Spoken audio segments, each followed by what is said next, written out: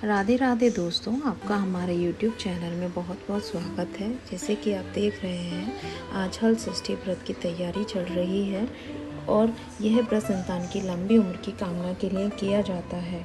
इस दिन हम लोग गौरी गणेश की पूजा करते हैं और जैसे कि आप देख सकते हैं कि कमल अष्टक बनाकर मैं अभी कमल अष्टक बनाने के बाद उस पर एक पाटा रखूँगी। उसके ऊपर लाल कपड़ा बिछाकर उस पर पूरी सामग्री और सभी भगवानों को उस पर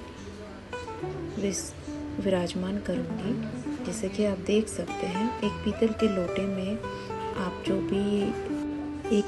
लोटे में हम महुआ और कुशा के पत्तों को लगाएंगे। उनकी भी पूजा की जाती है इस व्रत में, उसका बहुत बड़ा महत्व है। तो हम अभी यहाँ पर सभी भगवानों को विराजमान कर चुके हैं, सभी को फूल अर्पित कर रहे हैं। सभी के हमने हल्दी कुमकुम से सबको टीका लगाया है। सभी फल फ्रूट 5 रखा के फल और ड्राई फ्रूट्स, यहाँ पर नई कटोरियाँ या फिर नए बर्तनों में हम ड्राई फ्रूट्स भर कर रखते हैं। यह एक चलन है कि इस पूजा में आप 6 कटोरी या फिर आपको ये 6 पाटे भरने पड़ते हैं अपनी संतानों के लिए।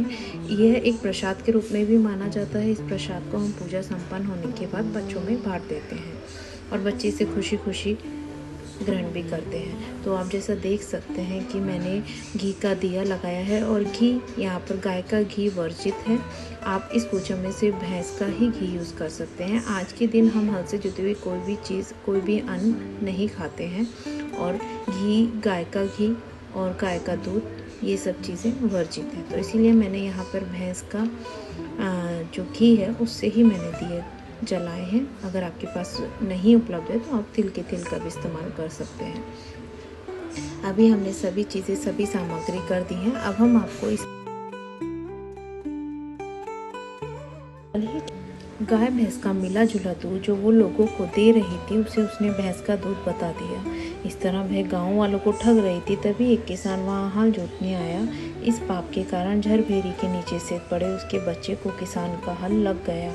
दुखी किसान ने झरभेरी के कांटों से ही बच्चे के चिरे हुए पेट में टांके लगाए और चला गया। ग्वालिन लौटी तो बच्ची की ऐसी दशा देखकर उसे अपना पाप याद आया। वह सोचने लगी कि यदि मैंने झूठ बोलकर गाय का दूध ना बेचा होता और गांव की स्त्रियों का धर्म भ्रष्ट ना किया होता तो मेरे बच्चे की यह दशा ना होती।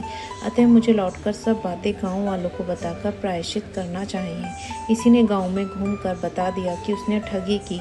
अब वह अपनी इस गलती का प्रायश्चित करना चाहती थी। उसने साथ साथ सभी को यह भी बताया कि इसके लिए उसे क्या सजा मिली। उसके सच बोलने पर सभी गांव की महिलाओं ने उसे क्षमा किया और आशीर्वाद दिया। बहुत सी स्त्रियों द्वारा आशीर्वाद लेकर जब वह पुनः झरभेरी के नीचे पहुंची तो यह देखकर आश्चर्यचकित रह गई कि वहाँ उसका पुत्र जीवित अवस्था में पड़ा है।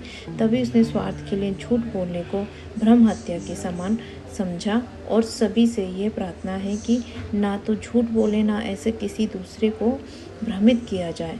कभी झूठ ना बोलने का प्रण भी लिया और जिस तरीके से उसकी रक्षा की हलछट माता ने, ऐसी सभी बच्चों की रक्षा करें, उनको दीर्घायु प्रदान करें।